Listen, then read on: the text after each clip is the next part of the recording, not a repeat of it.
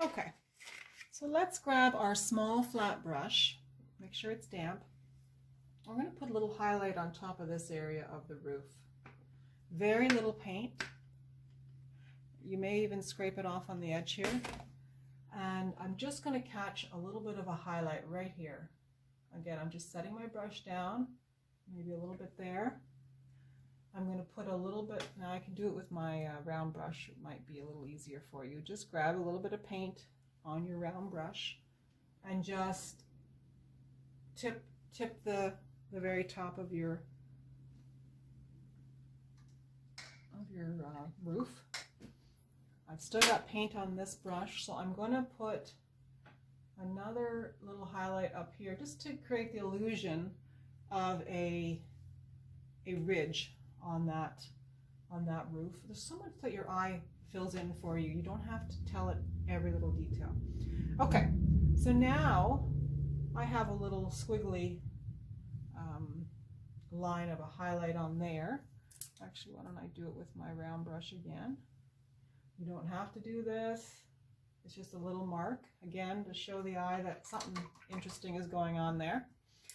Okay, so let's clean our brush.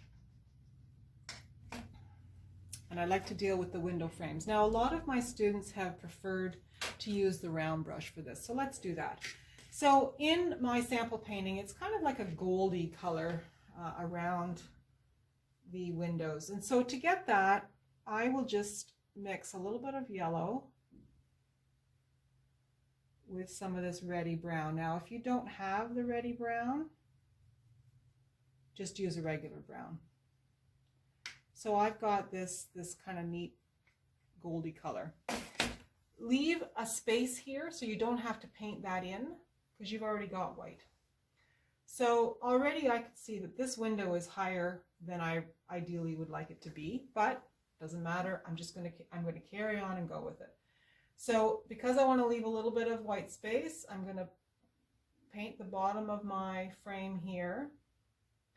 I'm going to just go straight down here. I'm going to go down here. It's kind of at an angle.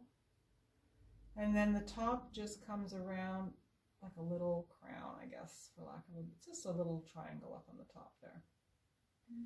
Now, yellow is also a fussy color because it's very translucent. So I'm going to put a little bit of white in here, which helps to opaque it, make it opaque being solid. So I'm going to grab a little more of my reddy brown, and I'm going to add, and I'm probably going to have to wait. Yeah, it's working okay, but you may have to wait and add a second coat after a bit. So I'm going to do the same down here. So leave my space at the top, my white space. Come out a little wider, come in down along the side of my window, come down the side of this window, or this side of the window, and then we're going to come up and down. Just make a little triangle. Really easy. Okay. Clean your brush, and you can come back and put a little more paint on in a bit when it dries. So get your small flat brush, go back into your black. You don't need a lot of paint, just a tiny, tiny bit.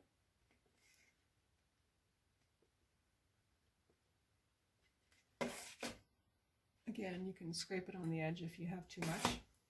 I want to deal with this line on the bottom, so I'm letting the brush do the work, and I'm just setting it down. And I'm just going to do that. And that's basically all we're doing right there. Obviously, I've got a little line here that you can't really see, but I'm going to add it. It's just, it's very subtle. Now, it doesn't show on my sample here because I ran down to the edge, but I'm going to actually add this on this one where we come across here because I have the space to do it.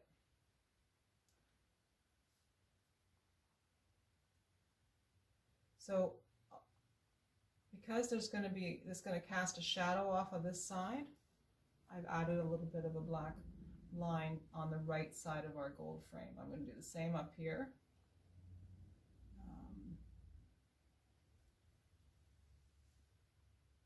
There's not going to be much of it. I'm going to paint over that after, because again the sun's hitting this way. I'll come back in with my yellow to bring that down a bit. The shadow's going to be more over here, although we're not going to see much of it because our lighthouse is angling around. There'll be a little bit of a shadow here. Okay, so clean off our brush. I'm going to go back into my yellowy gold here. I'm going to pull this back a bit.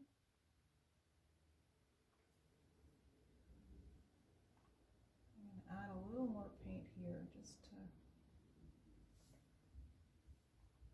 fill in some of this. I just want to push, it's called pushing the line back a bit.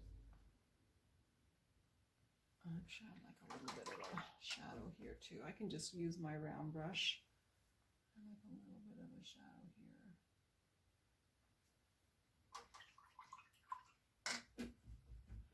We also want, go back in, get very little black paint. We want to put a little shadow under here, just a little bit. Okay. Now, if you want grid lines on your window, get your brush nice and clean because we just had black on it. Go into your white, very little white. You want very little paint here, like just a ghosting of paint on your brush. Scrape most of it off. And again, you're perpendicular, you're just hitting your canvas, hit the canvas with the brush, lift it off, move it.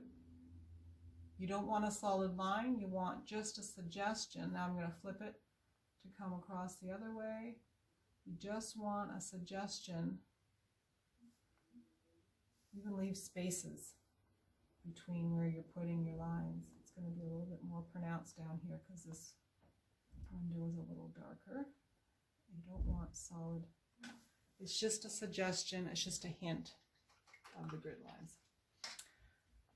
So that's pretty much it for the main lighthouse.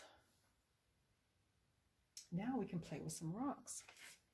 So what we're going to do is we're going to mix up some colors. And I'm just going to use my small flat brush. You have to have a bunch of piles of color on your palette to grab and what I call go loosey-goosey with your rocks. And it's literally just grab color, put it on. We're going to put more than one color on the brush at the same time, and we're just going to play. But the first thing we're going to do is we're going to deal with our horizon line. Actually, I suggested your small brush. I'm going to change my mind to your larger flat brush. I have added a small horizon line here. I'm going to bring my rocks up here, so I don't need to worry about that here. But we do want some sort of area that the eye knows is going to be the water. So I'm just going to go into my lighter blue and some white. Some water. I don't want a dark color here. I just want the eye to be able to register that there's something going on here. Same thing, holding my brush like this, putting it flat against the canvas, and I'm just going to go across.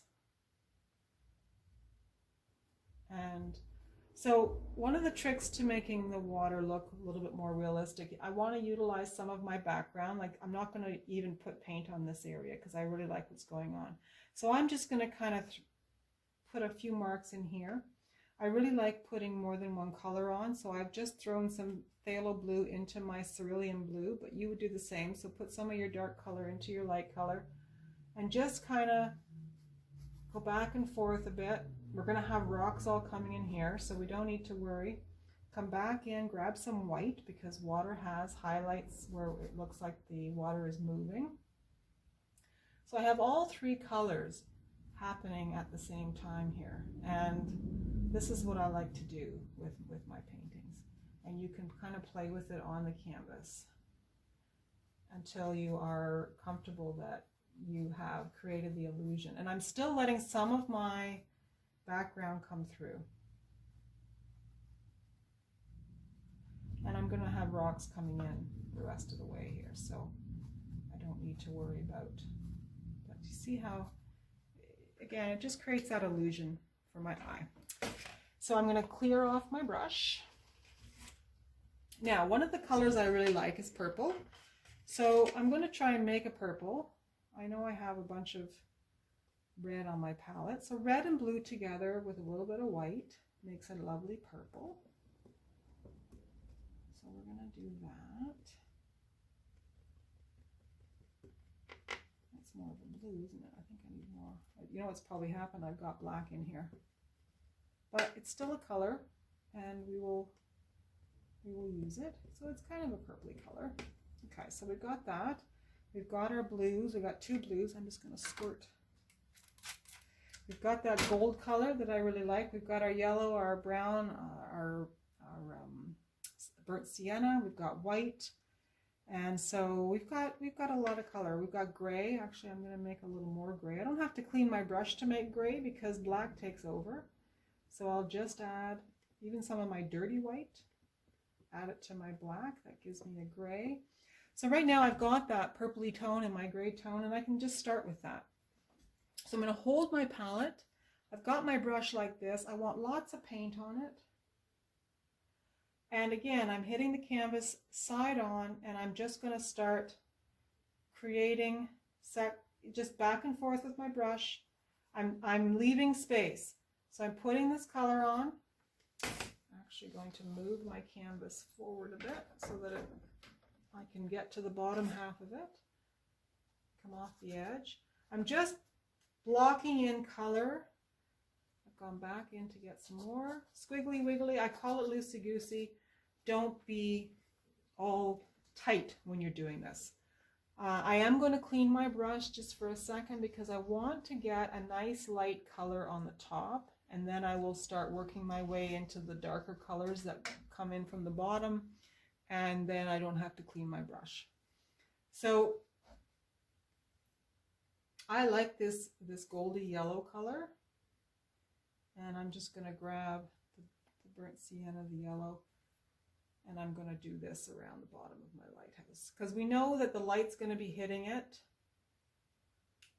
and so the top part of our lighthouse is going to have a little bit more of the light colors. And I'm just kind of going in and around my gold color. I don't need to cover it. I want it to show. So you don't have to carry on in the same shape of my sample here because it'll depend on your background. But that's enough for me, enough of that kind of a highlight.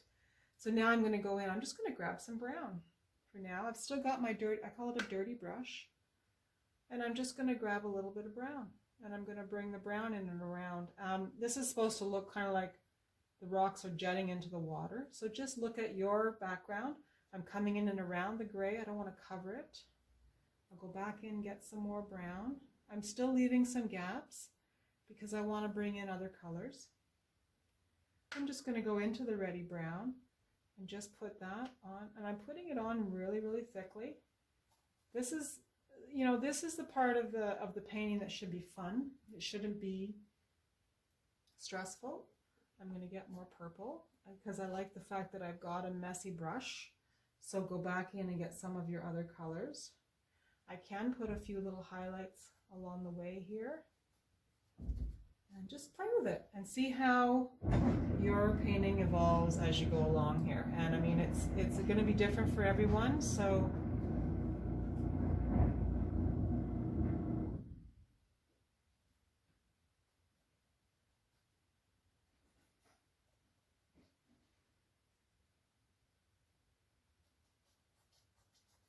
now I'm just going to go in black. I've got a dirty brush, and I'm going to just put some black on the very bottom because the bottom will be the darkest area. You can, don't go too crazy with your black because it will take over. I'm going to clean my brush now. Everything is still wet, which is actually really, really good. So go back in with some other just highlight colors to finish it off. You might want to spread things around even a little more because it's kind of compartmentalized right now, and you can just add a little highlight here and there with your yellow. You can even get your blues going here, because just because it's rock doesn't mean it can't have blue. And you don't want mud, so be careful you don't go too far with it. But that's essentially what we're going to do here. And it's just the lighthouse on the rock. I'm going to go with a little bit of white just to finish off some areas, just to again highlight. And that's pretty much it. We're letting the eye fill in the gaps.